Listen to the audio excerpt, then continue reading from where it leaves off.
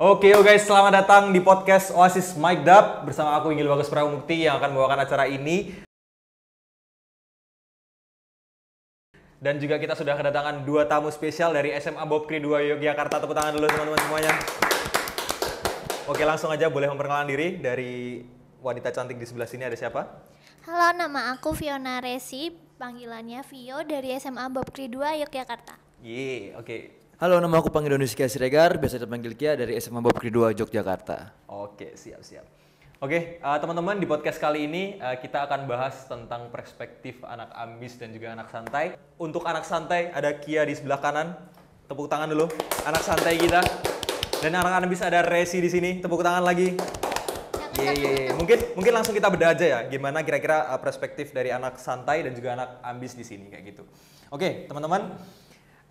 Di topik pertama kita akan bahas tentang perspektif belajar. Nah, kira-kira apa yang bikin kalian ngelihat diri kalian itu sendiri itu sebagai anak ambis dan kenapa kira-kira? Kayak gitu. Mungkin bisa dari Kia dulu atau Resi boleh. Mungkin ya kalau dari aku mungkin ya karena emang dari bawaan dirinya mungkin ya. Jadi ya bawaan dirinya emang kayaknya santai, nggak mau terlalu ribet. Jadi ya emang begini sih, emang modelnya begini memang. Jadi bawaannya emang santai. Tapi kalau untuk preparing sendiri emang lebih santai gitu ya, jadi nggak terlalu ngeribetin suatu hal gitu. Iya, soalnya yang nggak mau ribut aja, jadi maunya selesai, jadi nggak perlu kayak banyak menye-menye. Yes, cowok banget ya kira-kira ya, set das gitu deh. Kalau kamu? Kalau aku nggak bisa santai karena kita tuh harus schedule jadwal, karena kalau misalnya nggak teratur gitu aku kayak yang nggak bisa gitu loh. Kayak pasti apa-apa harus diatur. Oke. Berarti kalau untuk tipe belajar kalian sendiri nih, mungkin dari Kia sendiri, tadi kan kamu bilang nggak terlalu ribet, terus kayak pengennya cepat. Nah, kalau misalkan udah ujian, kamu belajarnya gimana? Ya kalau ujian sih, jujur sih ya, ini nggak belajar sih soalnya. Soalnya kayak ujian itu kayak mengulang materi aja kan. Jadi ya apa yang aku tangkap di pembelajaran kemarin dijelasin guru, itu kan diuji kan, sampai mana kemampuan mengingatnya. Jadi ya kalau ujian itu ya tinggal ke sekolah, datang, nggak perlu belajar, ujian, apa yang diingat, dikerjakan.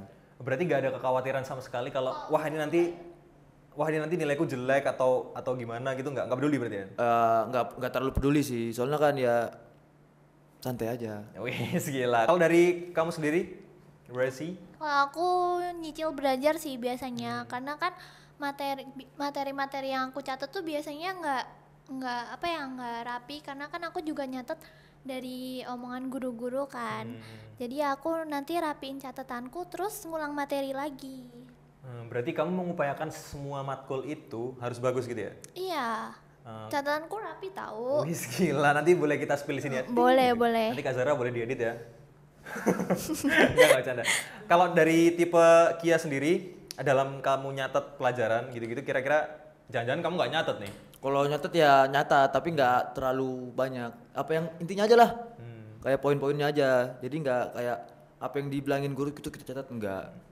Berarti tapi sekarang tuh masih zaman nggak sih kalau habis nyatet terus disuruh kumpulin, habis itu dicekin gitu-gitu, masih ada nggak? Udah enggak sih. Udah solasir berarti iya, udah kayak. Udah bebas. Jadi guru-guru sekarang itu kayak bilang, udah bagi yang mau nyatet dicatat, bagi yang nggak mau ya nggak usah gitu. Jadi sekarang ya santai. Nah, tapi nggak jadi problem juga kan buat kamu maksudnya, kalau misalkan even though kamu nyatetnya lengkap atau nggak lengkap gitu, biasanya apa yang disampaikan guru atau apa yang dicatat guru kayak gitu. Soalnya dari apa yang pengalamanku juga dulu waktu SMA, sekarang aku masih SMA ya, sorry kayak gitu. Rata-rata temanku juga kayak udahlah poin-poinnya aja lah, nggak usah yang kayak semuanya harus dirangkum kayak gitu. Iya, sama kayak aku juga gitu. Jadi intinya aja, nggak perlu banyak menye-menye juga. Jadi biar nggak ribet aja sih, capek juga nulis kan, kebanyakan juga capek. Iya. Nah, kalau dari kamu sendiri Resi, are you going to nyatet semuanya? No, catatan itu tuh yang penting-penting aja Kak. Pas kan poin-poinnya aja. Kalau misalnya catatannya tuh banyak, ya sama aja itu kayak buku dong, bukan catatan. Oke. Terus habis itu kira-kira nih, kalau kalian ngelihat situasi istilahnya matkul kan banyak ya. Dan dalam pikiran kamu kan tadi sempat bilang kalau aku pengen semuanya bagus kayak gitu. Nah, kamu percaya nggak kalau setiap manusia itu cuman bisa beberapa hal aja di bidangnya kayak gitu? Percaya, aku juga kayak gitu soalnya. Aku nggak nguasain semua materi. kayak pelajaran-pelajaran tertentu aja yang emang aku bisa. Oke, oke. Kalau Kia mungkin? Ya mungkin sama sih, kan nggak semua manusia kan nggak mungkin bisa semuanya kan. Iya. Ya jadi ada beberapa bagian aja nggak semuanya. Nah, dari situ timbul kekecewaan nggak menurut kamu sebagai siswa ambis ya? Kayak, aduh harusnya yang aku ngeplotting semuanya nilaiku like 90, 90, 90 or 80, 80, tapi tiba-tiba ada yang 60, ada yang 50, habis itu ada yang 80, 80 kayak gitu. Apakah ada timbul kekecewaan di dalam dirimu kayak gitu? Ya itu pasti dong, karena kan eh, ada kok anak yang emang beberapa bisa nguasain materi-materinya gitu loh. Kayak mungkin 5-6 mapel tuh mereka tuh bisa semua gitu. Nah, aku kan tetap ada kayak rasa insecure gitu kan. Kok mereka tuh bisa ya kayak gitu, sedangkan aku cuma menguasai beberapa mapel aja. Cuman aku tetap berusaha kok. Kalau misalnya emang nggak bisa, ya yang penting kan berusaha. Oke, berarti tetap ada kekecewaan ya dalam dirimu kalau misalkan istilahnya nggak semua nilai itu jadi bagus gitu. Iya, Ya, tetap and that's sih. okay, aku Iya. akan remedi gitu. Iya nggak apa-apa sih ya, orang aku juga remedi juga. Oke, oke, siap, siap. Kalau Kia gimana? Ya kalau aku ya gimana ya? Ya nggak gimana-gimana sih biasanya. Biasa aja sih. Biasa aja. Ya biasa aja. Kayak nggak peduli banget sih soalnya juga. Berarti apa yang kamu fokusin nih? Misalkan nih ada 5 matkul, terus planning kamu nih di ke depan, wah aku harus gimana gitu. Aku pengen tahu sih dari sudut pandangmu sebagai orang chill person gitu ya, menghadapi situasi sekolah atau ujian something gitu. Kalau dari aku ya misalnya ini ada 5 mapel nih. Ya mungkin 1 atau 2 mungkin, nggak semuanya. Tapi ya satu sama 2 itu ya bukan berarti aku bisa menguasai semua. Mungkin ya 90, 80. Setidaknya kita bisa lah. Maksudnya apa namanya? Tahu lah. Maksudnya ya nggak terlalu ya bukan nggak tahu banget. Jadi Iya, iya, I ya know. adalah. Ya, I know what you mean tuh. Like, oke, tadi kan sempat dimention juga tuh sama Resi soal insecurity. Terus habis itu aku kepo sih soal perspektif kalian tentang insecurity. Kalau dari sudut pandang, ini kan kamu sebagai chill person nih, mungkin kita ke Kia dulu ya. Gini kan, Kia kan sebagai chill person. Kamu pernah nggak sih selama di kelas gitu, ketika guru bacain nilai tuh kayak, misalkan siapa namanya Mahmud 80 gitu, habis itu Ya. Putri 95 gitu-gitu kan. Nah, ketika namamu disebut ternyata 35 gitu atau 25 gitu-gitu lagi. Pernah nggak tapi sebelumnya? 10. Ya insecure kan kayak di depan banyaknya orang, terus juga nilai kita yang paling jelek. Ya malu sih kadang sih, tapi ya mau gimana lagi kalau emang kita mampunya segitu ya segitu aja sih. Mau dibilangin kamu bodoh lah apalah, cuek aja. Soalnya kan dia kan juga nggak ada Nggak tahu apa yang kamu jalani, Iya. ya. Dia juga nggak terlalu penting di masa depan gua. Wih, Depannya. gila, tepuk tangan dulu bro. Oke, oke. Nah, kalau menurut Resi nih, tadi kan kalau kata si Kia, dia nggak perlu terlalu peduli kalau misalkan ada yang ngobrolin. Nah, ketika kamu nih, kamu kan sebagai anak ambis, terus tiba-tiba nilaimu yang tadi aku sempat mention, 90, 90, 80, 80, terus tiba-tiba ada yang 40 atau 30, what you gonna do though? Like, what you think gitu? Kalau aku bakal Nangis kah? Sedih kah? enggak sih, nggak sampai, Oh, nggak sampai nggak ya? sedrama Oke, oke. itu, sumpah nggak sedrama itu. Ya evaluasi aja, aku kurang belajarnya di mana. Kan lihat apa ya lihat nilai temen yang lebih tinggi itu termasuk motivasi tahu buat aku. Kayak kok mereka bisa ya dapat nilai segini, pasti aku juga bisa dong. Iya, Gitu. iya. Tapi timbul iri nggak? Misalkan nih, aduh ini pelajaran favorit aku anjir gitu. Iya. Bahasa Inggris Iya, lagi. itu pasti. Aku yang sok-sokan mau bahasa Inggris lagi. Tiba-tiba pas tes nilaiku jelek sendiri kayak gitu. Kamu what the shit gitu kan? Ini pertanyaannya buat aku nih. Iya, buat kalian berdua kayak gitu misalkan. Terus kamu gimana kira-kira? Aduh temanku lebih jago lagi ternyata soal theoretical, tapi dia nggak bisa ngomongnya gitu. Aku jago ngomongnya gitu. Ya kalau dari aku Yang ya, harus mapal bahasa Inggris lah apapun itu gitu. kalau aku ya Ada iri-iri gitu nggak? iri ya mungkin 20 lah ya, nggak terlalu iri banget. Tapi 20% ya? Ya, tapi kayak ya kadang di hati kecil mungkin kayak, wih hebat nih, keren nih. Tapi ya tetap di depan orang-orang tetap aja cuekin aja kan. Udah Slow living Ya. aja. Tapi kamu sempat ada ketakutan nggak? Aku rada kepo sih sama dia. Ketika nih tiba-tiba kamu nggak naik kelas gitu, mungkin nggak di SMA-mu karena nilainya jelek? di sama sekarang nih.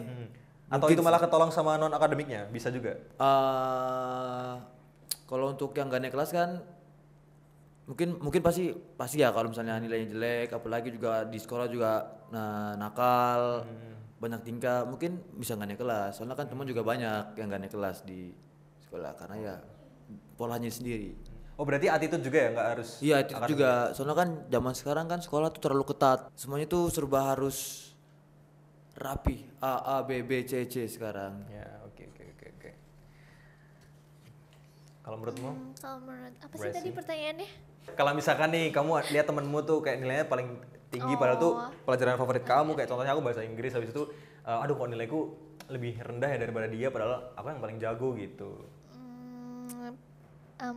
Insecure dong pastinya kan, iri kayak nggak gitu-gitu iya sih? ya iri banget nih. Kenapa tuh? Biasanya aku juga suka ngeliatin apa ya, kan udah dibagiin tuh hasil ulangannya, terus aku lihat jawabannya dia apa sih yang beda dari aku, kok bisa sih dia lebih dari aku. That's Ya right. gitu. Oke. Berarti kamu dengan iri hatimu, tapi istilahnya fisikmu menunjukkan bahwa kamu dua muka gitu, kayak happy, boleh lihat nggak gitu kan, bener kan? Bener nggak? Kayak gitu nggak? Kok jangan lihat ini. Gitu, lihat dong gitu, padahal kamu sebenarnya iri gitu. Iya. Iya lagi. Sih. Iya Oke, banget. gitu. Aku iri banget sama temen-temenku yang bisa dapet nilai lebih bagus daripada aku. Oke. Udah kelihatan banget ya teman-teman. Jadi kayak yang ambis yang mana, yang santai banget yang mana. Nah, kalau boleh tahu nih, motivasi kalian declaring yourself as a ambitious person and chilling person tuh kira-kira motivasinya dari mana sih kayak gitu? Kalau mungkin dari internal ya, mungkin ya dari diri sendiri juga kan, yang nggak suka repot, nggak suka terlalu ribet, makanya ya bawaannya santai. Kalau mungkin dari eksternal mungkin, soalnya mama itu kayak ngebebasin banget, That's why ya. Terus ngebebasin banget. Aku maunya apa. Jadi mama itu kayak selalu ngedukung.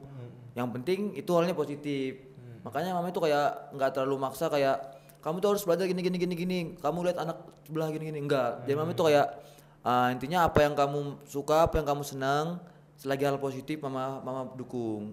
Makanya ya kayak santai aja. Soalnya kan mama pasti juga dukung kan, walaupun ya aku nggak terlalu hebat di bidang akademik. Oke. Nah, apakah itu kontradiktif dari kamu, Resi? Kira-kira orang tuamu cenderung street atau kayak Beda banget kamu sama harus- papaku, Iya, beda banget gimana tuh? nih. Papa aku tuh suka banding-bandingin, beda sama mamanya Kia. Bener sumpah, aku tuh dibanding-bandingin terus sama temen, pokoknya aku punya teman SD gitu kan, dari SD. Terus tetanggaku, dia tuh emang pinter, terus pinter debat, pinter bahasa Inggris, anak bosa nih, anak bosa. Nah terus papaku tuh selalu bandingin sama dia, kayak lihat tuh anaknya keluar negeri gini. Ya siapa ya, aku pasti dalam diriku sendiri aku insecure dong, kayak ya kan aku juga berusaha gitu loh Pak, kayak kan aku juga belajar juga. Papa kan nggak pernah lihat, papa kan sibuk, papa kan nggak tahu, tapi papa juga selalu suportif kok sama aku. Jadi sebenarnya itu juga tegasnya ya? ada motivasi dari diriku juga, karena aku pengen targetku tahun ini dapat nilai bagus, terus bisa ikut olimpiade, bisa ini bisa itu, ya itu pasti ada pencapaianku sendiri gitu Kak. Oke. Berarti kalau dari sisi Kia tadi nggak ada tuntutan dari orang tua, just be yourself. Pokoknya apapun yang kamu lakukan, mama pasti dukung kayak gitu. Karena proporsionalnya mama udah tahu kamu tuh akan jadi seperti apa, kamu bisa melakukan hal-hal yang kamu sukai gitu lah ya. Iya. Tapi dalam garis bawah harus hal-hal positif kayak gitu kan. Mama juga nggak terlalu maksa kan buat Ya, misalnya ya intinya kamu bisa, kamu gak apa, mama dukung terus. Oke, kalau dari orang tua Resi tadi lebih ke mungkin straight, tapi aku tahu itu maksudnya tegas karena kami juga perempuan. Karena mungkin notabene-nya di lingkungan sekarang tuh ya, perempuan emang harus pinter gitu ya istilahnya. Betul Harus banget. pinter, terus juga istilahnya biar apa ya istilahnya, meneruskan apa itu, pola pikir R.A. Kartini kali ya, perjuangan wanita sejak dulu kala gitu kan, supaya tidak gampang direndahkan kayak gitu. Jadi aku mungkin paham sih POV dari papa kamu kayak gitu. Mungkin insecure juga pasti ya kayak gitu ya. Iya dong. Oke, nggak apa-apa. Nah, pencapaian non akademik nih, tadi kan kita udah sempat ngobrolin perspektif soal akademik, terus cara kalian belajar, habis itu jadwal kalian kalau nyusun sebelum ujian tuh kayak gimana, terus habis itu cara kalian ngerangkum tuh gimana sebenarnya. Nah teman-teman, Kira-kira sekarang kita masuk ke topik pencapaian non akademik. Kalau menurut kalian, mending berprestasi di kelas atau di luar kelas? Kalau bisa di-explain ya. Kalau pribadi aku ya, mending berprestasi di luar. Kenapa tuh? Ya karena kan di luar tuh kayak lebih ada derajatnya sih daripada di kelas. Karena kan kalau di kelas kan mungkin ya di lingkup itu doang kan. Mungkin berapa sih satu kelas mungkin berarti cuma berapa. Tapi kan kalau di luar kan yang skalanya lebih banyak, lebih besar. Nah kalau boleh tahu yang jadi targetmu untuk di luar prestasi akademik itu apa aja? Bidangnya mungkin kayak basketball, football, futsal atau badminton gitu-gitu, lebih ke arah mana?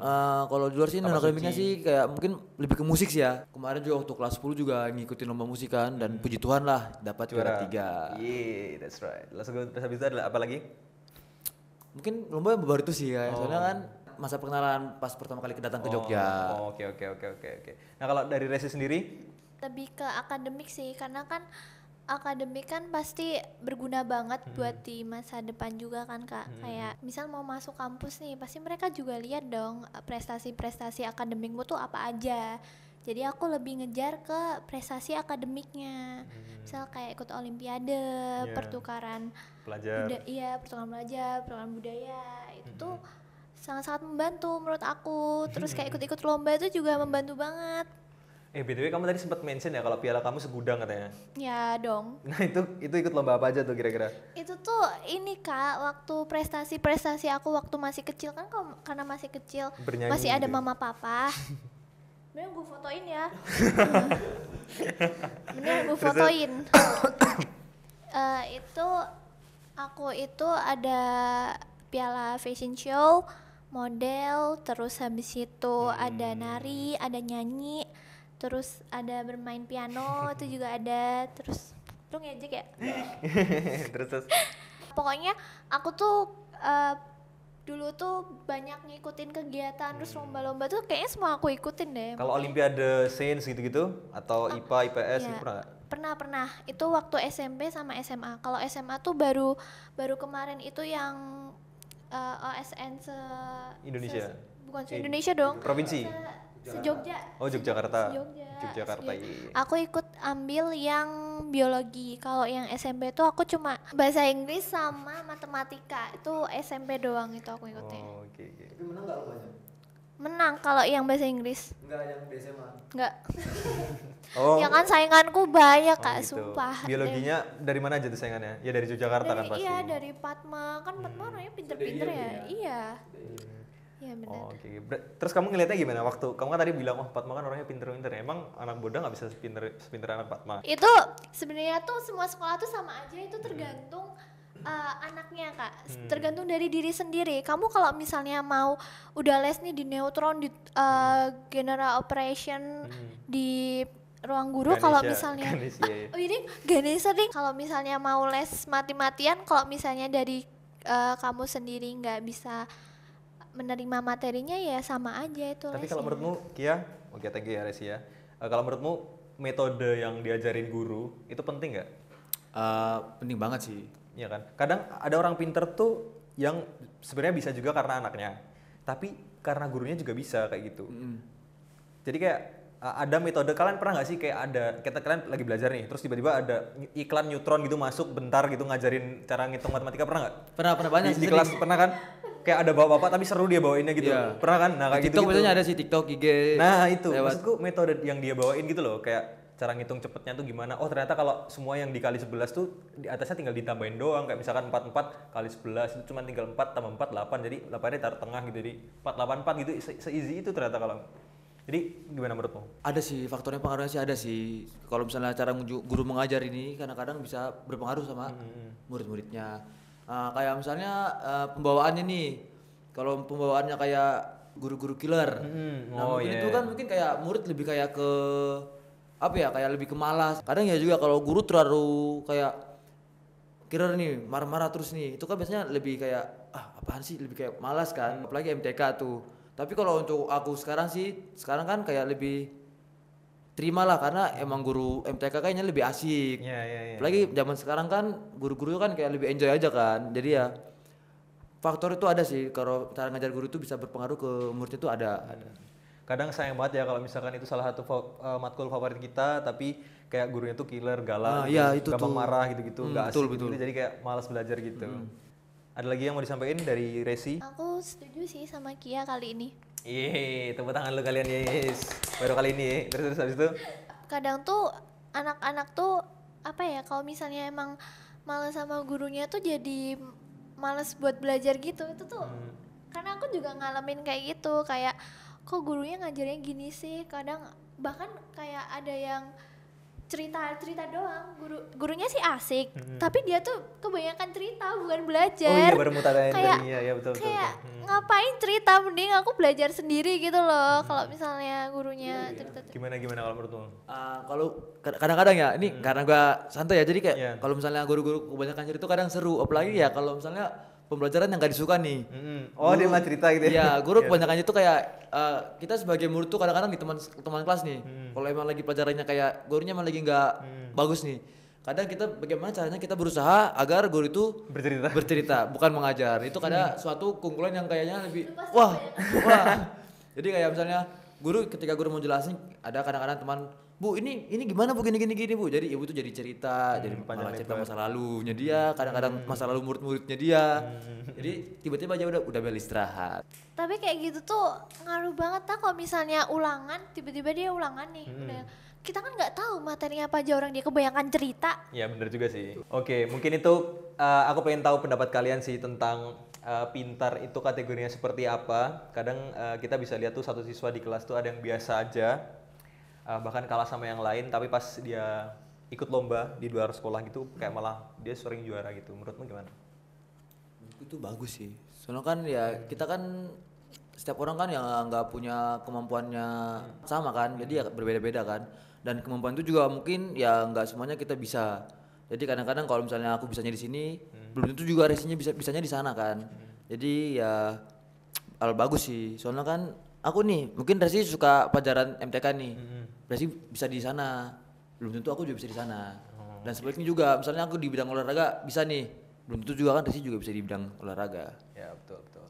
Terus berarti mendefinisikan pintarmu itu istilahnya akan ada tempat untuk masing-masing orang gitu. Ya, semua orang kan punya tempatnya masing-masing. Enggak semua orang itu tempatnya sama semua. Ya, ibarat ikan kalau disuruh manjat pohon ya nggak bisa. Ya, nggak bisa. Kan pinter monyet gitu kan. Iya.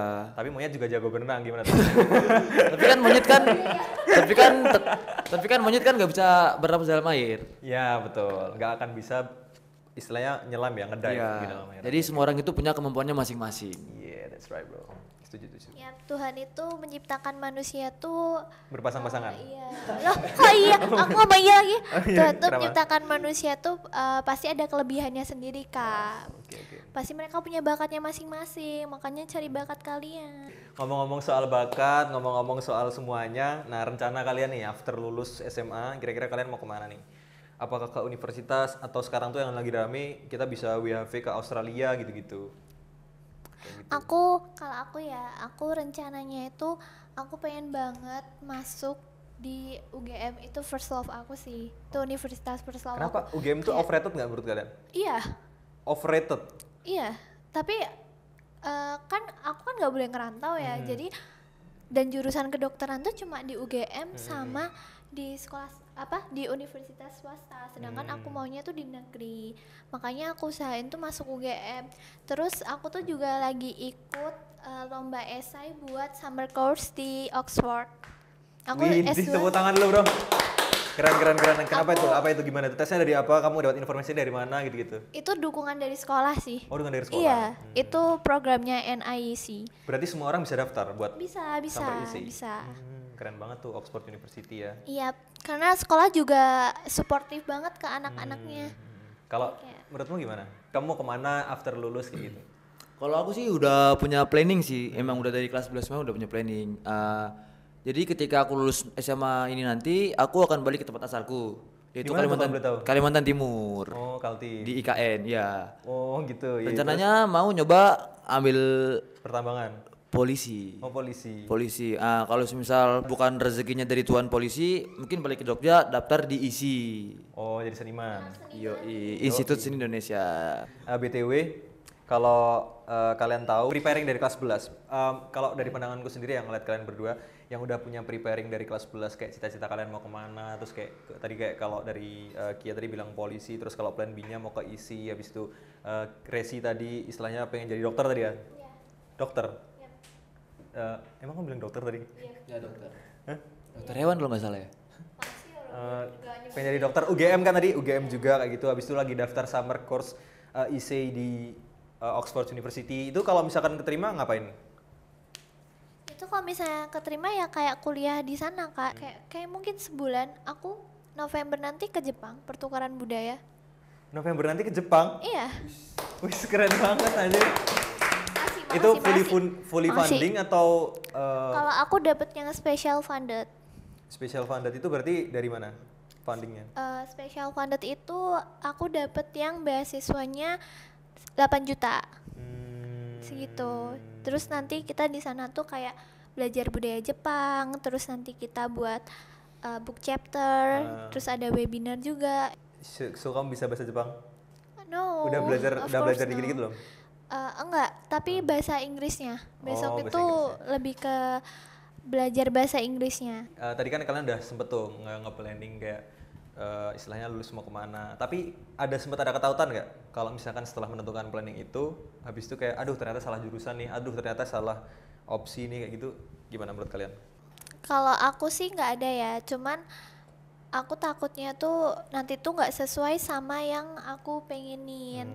Sebenarnya kalau misalnya tentang jurusan itu lebih ke diri masing-masing ya, karena kalau misalnya maksain tuh pasti nanti kedepannya tuh bakal hancur gitu loh, karena nggak sesuai sama kemampuan kalian. Jadi dipikir-pikirin mateng-mateng dari sekarang, karena kalau misalnya udah salah ambil tuh kayak kalian pasti nanti bingung mau kemana.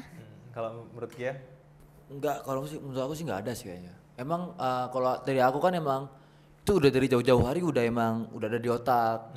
Apalagi kan juga mama kan selalu support kan. Jadi ya bocoran nih mama ini sering ngirimin video-video masuk polisi. Wih, ada tutorialnya ya. Ada.